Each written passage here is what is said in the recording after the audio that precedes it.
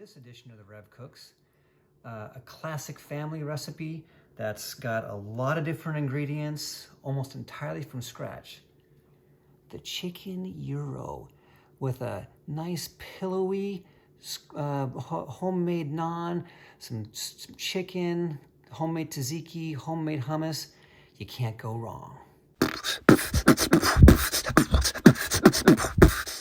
Okay, so welcome back to the Rev Cooks. So today we're making gyros. This is kind of an interesting story on how we sort of got to this point with our gyros. It started off with me just sort of on a whim saying, hey, I think I'll make some gyros. So I went to the store, bought some naan, bought a little bit of a salad mixture, and bought some like pre-made chicken and some pre-made hummus and some pre-made tzatziki and all of the sort of things you want to go in a gyro. And then as I started to kind of get a little bit more comfortable and a little bit more enjoying my cooking, I started realizing, look, okay, so I can make this a little bit more inexpensively, but also fresher. So I started with making my own chicken. So that's going to be made in the crock pot, as you'll see here in a second. And then I started thinking, okay, well, what else can I do? We would always buy this package of hummus, and it always gave us like this massive amount of hummus. And I was thinking to myself, like, well, I think I can make that myself. And same thing with the tzatziki. We always had all this extra tzatziki. So I started kind of fiddling around. And so now we make the hummus from scratch and the tzatziki from scratch.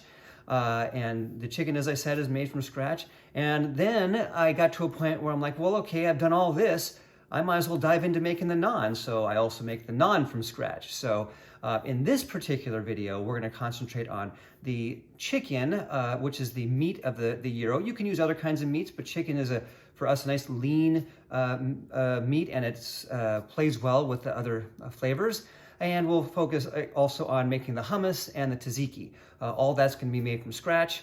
And then we'll sort of assemble it all at the end, and you'll kind of see sort of the way that we put all that together. So let's get going. Okay, so for the chicken, you want to start the chicken sort of first because it is going to cook in the crock pot. Nice and simple and easy on that, because you can sort of set it and go do some errands or whatever for the day and come back and it's basically, well, it's not really basically done. It takes a few hours, but when it's done, it's done. And it can kind of stay warm in the crock pot as well.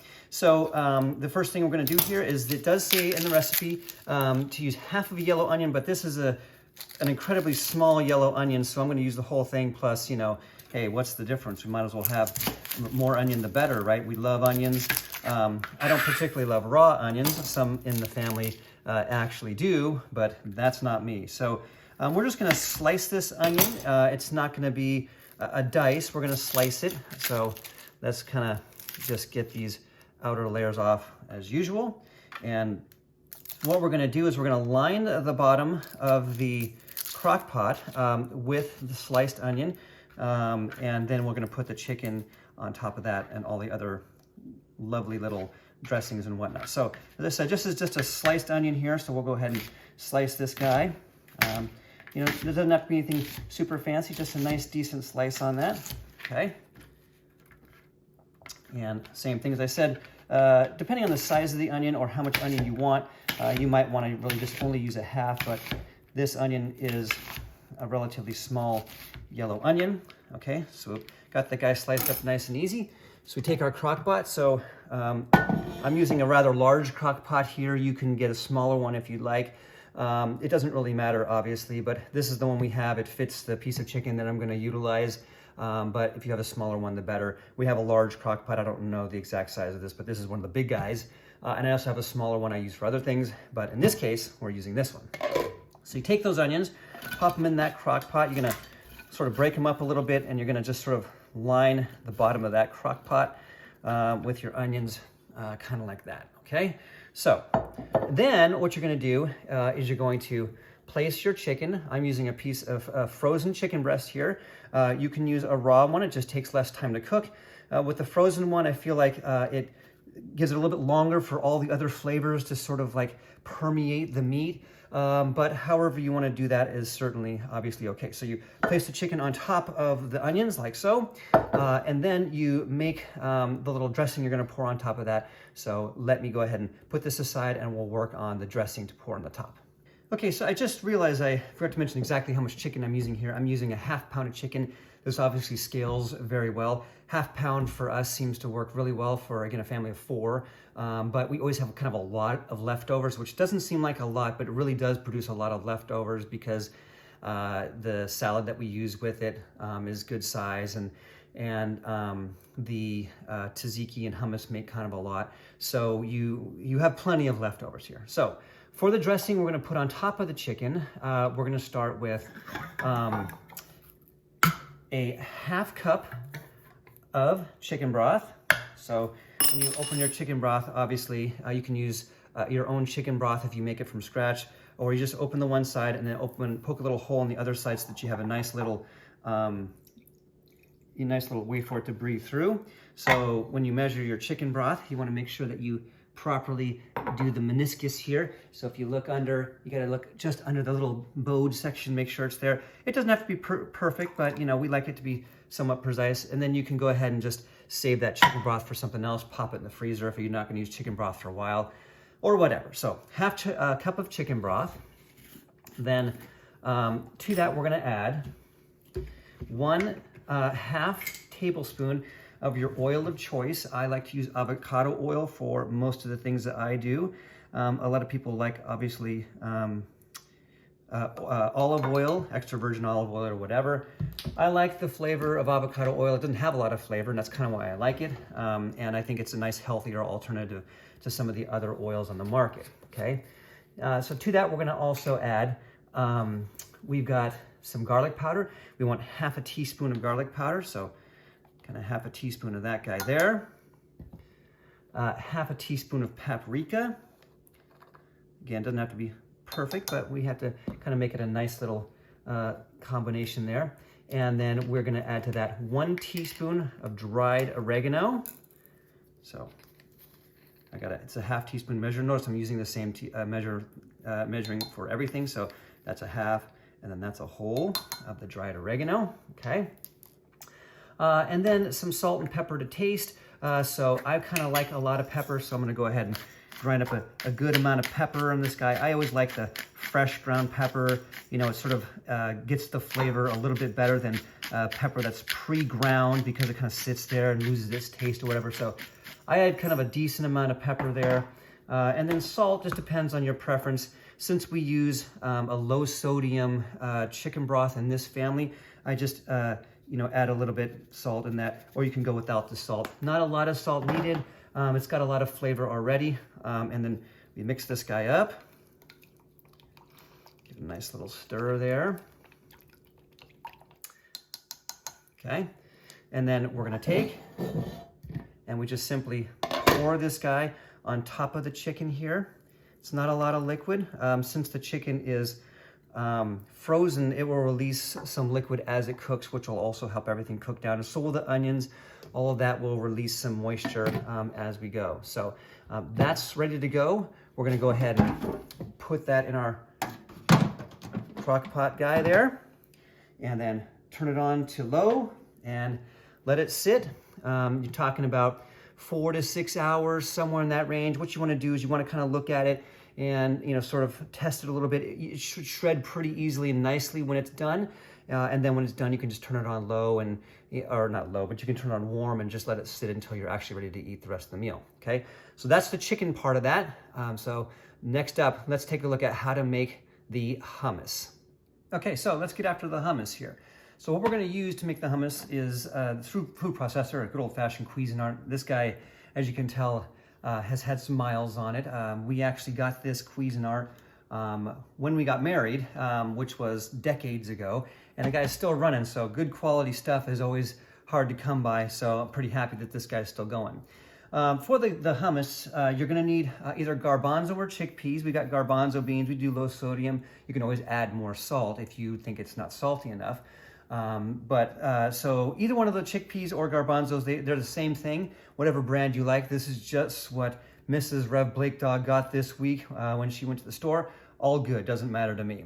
So the first thing we're gonna do is we're gonna add into the Cuisinart here a half cup of avocado oil.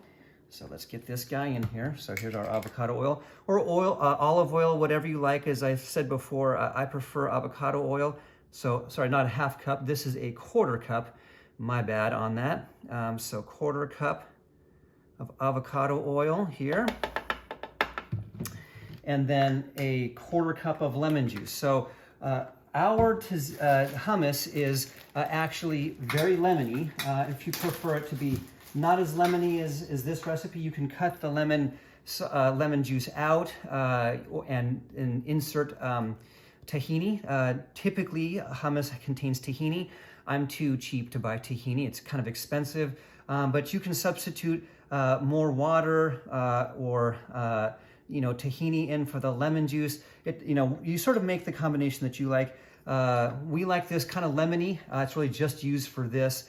But if you want a little less lemon flavor, as I said, you can always just substitute in something else. So we're gonna go ahead and get ourselves a quarter cup of lemon juice here.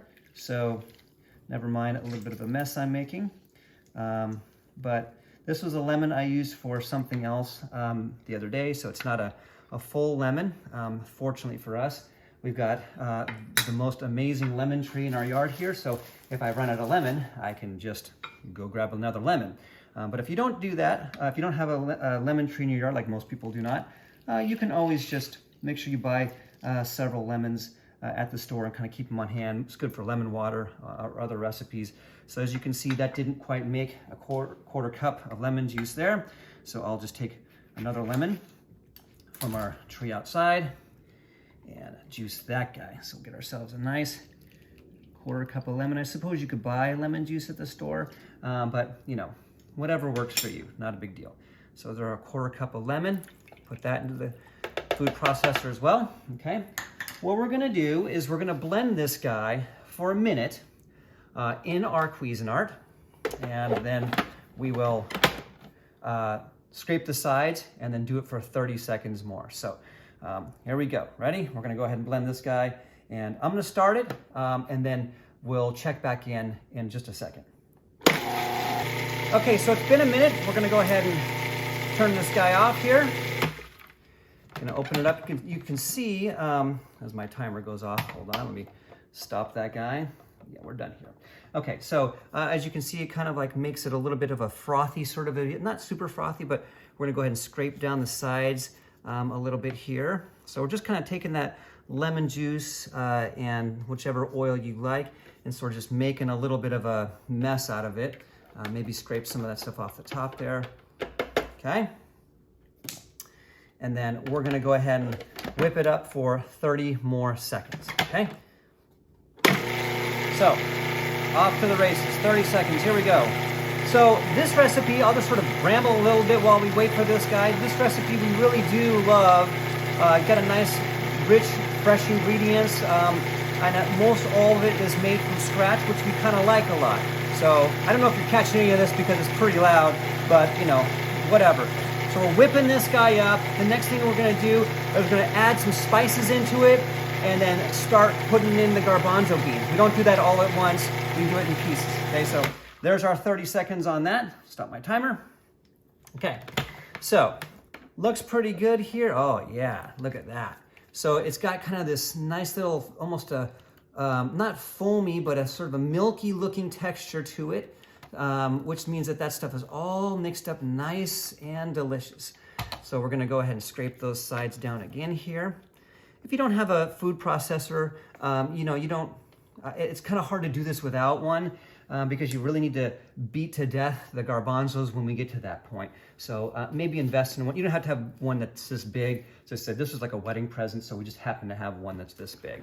So now to that, we're gonna add a half teaspoon of garlic powder. Granulated garlic is what I use. You can obviously use more or less of this.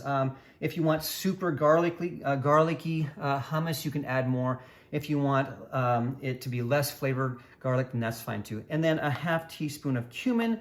Cumin is a very potent spice.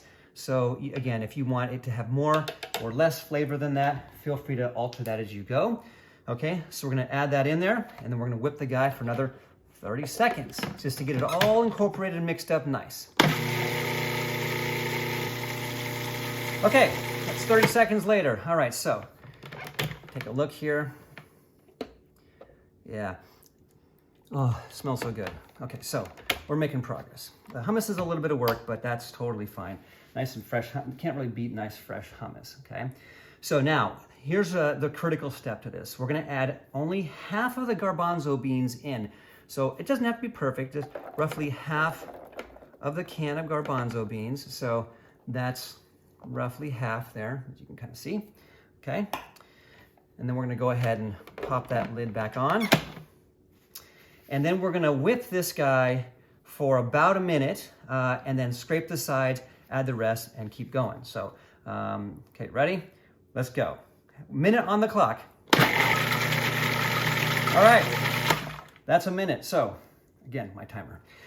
So it's not gonna be like looking great at this point. It's a little soupy because we haven't added all the garbanzo beans yet. But what we're gonna do then is we're gonna go ahead and scrape down the sides here. It's got some chunks in it still too, but that's certainly okay because we're not quite done. If you look at it, the texture is very, very liquidy, but that's fine. At this point then, we're gonna add the rest of the garbanzo beans. So get the rest of these guys in there. I had rinsed these, by the way. You can make your garbanzo beans from scratch if you'd like to as well. I'm not really at that point quite yet. And at this point, just sort of make sure you got all the good bits off of the sides and off of the top. And then we're gonna whip this guy until it has a nice smooth and wonderful texture to it, okay? So it could be 1 minute, it could be 2 minutes, it could be anywhere in between. You gotta judge it by look, by sound, and by texture. So we're gonna go ahead and do that, and we'll get back in a sec. Okay, so if you listen, you can hear it's not grinding as much anymore. Here you can hear it sort of like almost become smooth. That's when you know you're basically done here. So we'll go ahead and take this off. Oh yeah, look at that. So it should have a real hummusy texture to it, a nice sort of a thick texture where you can sort of pour a little bit like that, right? Very much like a typical hummus sort of texture. Just FYI, partway through this food processing process, I did notice I had sort of a big chunk sort of floating around the rim there. So I stopped it, I scraped that towards the middle, and then I started it again. That's kind of what you want to do. You want to keep an eye on it, make sure everything is getting nicely incorporated. If you wanted to add salt to this because you don't think it's salty enough or doesn't have enough of that flavor, you can add salt really any point. You can really put the salt in when you put in the cumin and the garlic, or you can wait till this point, kind of taste it, put a little salt in, like I'll do that. I'll put just a touch of salt in here because it tends to be a little bit on the dry side, just a little touch of salt in there, okay? And then you just, blend it up for another few seconds to get that salt all incorporated. Give it a couple seconds there, and then you can give it another taste. But I'm good with it how it is because the rest of the meal has plenty of other flavor to it. We don't need a ton of salt in the hummus. But this does make a decent amount of hummus here, as you can see. We'll get that guy out of the way. And so that's all good. We'll go ahead and take that out there. Scrape this off of here. You don't want to lose any of this. So you're going to have hummus really for these gyros that you're making, and then some extra hummus for veggies and whatnot. But just be aware that when you do that for, just veggies for the next days, this hummus is very lemony, so you're going to taste that when you just use it on some sort of a carrots or whatever, celery, I don't know. I guess you don't use celery, but whatever. So take this guy, put it into some sort of a bowl, just like so. So it is a decent amount of hummus. It's, again, fairly clean in terms of the what you're putting into it. It's not a lot of extra ingredients, very simple. Like I said, if you wanted to really go hardcore, you could make the garbanzos from dried dry garbanzo beans, but there we go. Nice, delicious hummus for our gyros that are coming later. So with that done, we're gonna wrap it, pop it in the fridge, and we're gonna go ahead and make the tzatziki. Okay, so for the tzatziki, we need, the recipe calls for 1 medium cucumber. This is kind of a big cucumber, so we are maybe not gonna take this whole thing. So medium cucumber will be roughly that much. And then the rest of this cucumber we can use inside the gyros as part of the delicious combination of flavors we're gonna do, okay? So, but with the rest of this cucumber, we're gonna go ahead and peel it and de-seed it, okay? So let me go ahead and take care of that, and I'll bring it right back for you. Okay, so I've peeled and de-seeded this. As you can see, basically all I did was I peeled it, cut it in half, and scraped all the seeds out. A little bit of collateral damage here that happens. So what I'm gonna do with this guy now is I'm gonna finely chop up this cucumber. So I kind of find it best to sort of maybe take little slices like this along this guy. Kind of as small as you can there, okay? And then start with, I probably should use a larger cutting board, but all the others are dirty. So, and then just chop this guy up nice and finely. Some of these bits are a little bigger than others. That's okay, we can always chop down more when we get through this. So it's gonna be kind of look like a lot of cucumber, but cucumber is really one of the main flavors in the tzatziki. So you kind of want a lot of cucumber. You don't want massive chunks like this. These are pretty good sized chunks. So you want to just kind of keep chopping it down a bit, okay? So give it a nice fine chop there.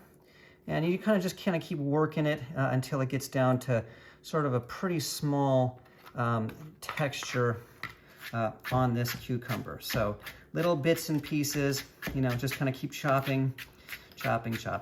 Always chopping vegetables, but you know, it's one of those things you got to do if you want nice fresh food, is you're going to have to prepare the vegetables for the fresh food. So we're going to go ahead and chop this guy up, and we're just going to put it in our bowl. So let me chop this half up a little bit finer and the other half up, and we'll show you the next steps here in a sec. Okay, so our cucumbers all finely diced, if you can see, real small little pieces there, so that's good. That's basically what you want in terms of the texture of the cucumber, okay? So to the cucumber, we're gonna add 1 cup of Greek yogurt. So you can get whatever brand of Greek yogurt you want. We get just plain Greek yogurt for this here. So this might make a little bit of a mess because, well, Greek yogurt kind of has, is a bit of a mess, but that's fine. You know, hey, what's cooking without a little bit of mess? So we'll go ahead and get ourselves a cup of Greek yogurt here. It's got that nice thick texture that we love in Greek yogurt. And if you're thinking like, wow, man, that's pretty thick stuff. Like, is this really gonna like make somewhat of a sauce out of this? Well, it's gonna make somewhat of a thicker sauce typically because there's so much moisture in the cucumbers. Nice. That it kind of like thins this this Greek yogurt out a little bit. So, like I said, 1 cup of plain Greek yogurt, whatever brand you like. So I'm gonna add that in there, okay? Okay, all right. And then we need to add to that 1 teaspoon of salt. So I had to put my salt away. So bring the guy back out, not a big deal here. So this is a ½ teaspoon measure. So we want 1 teaspoon of salt. So there's a half, there's a whole, okay. 1 teaspoon of garlic powder. And obviously you can adjust these levels as much as you want in order to kind of get the flavor you want. This is kind of a lot of salt, you know, but the cucumber can absorb a lot of that. So, and then 1 teaspoon of dried dill. Okay, so teaspoon of dried dill here. Oh, more collateral damage. And then a ½ teaspoon of lemon juice. This is the other half of the lemon from the hummus that I needed to make a second ago. So we're just gonna go ahead and, I got a seed in there. get that guy out of there.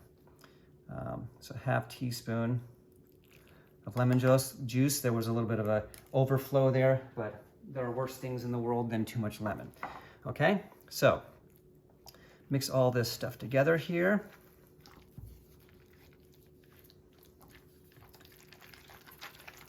And you're gonna have yourself some nice, delicious, homemade tzatziki. It's a little bit on the chunky side because of the way that I do the cucumber with this sort of a fine dice, but not super fine. But we like somewhat chunky sauces in this family. The tartar sauce that I make is also very chunky, but it kind of gives it a nice texture. You know, sometimes sauces are just, you know, like so liquidy, and they don't really give you any sort of extra sensation, but a nice thick sauce like this with some chunks in it just gives you like these little bursts of flavor.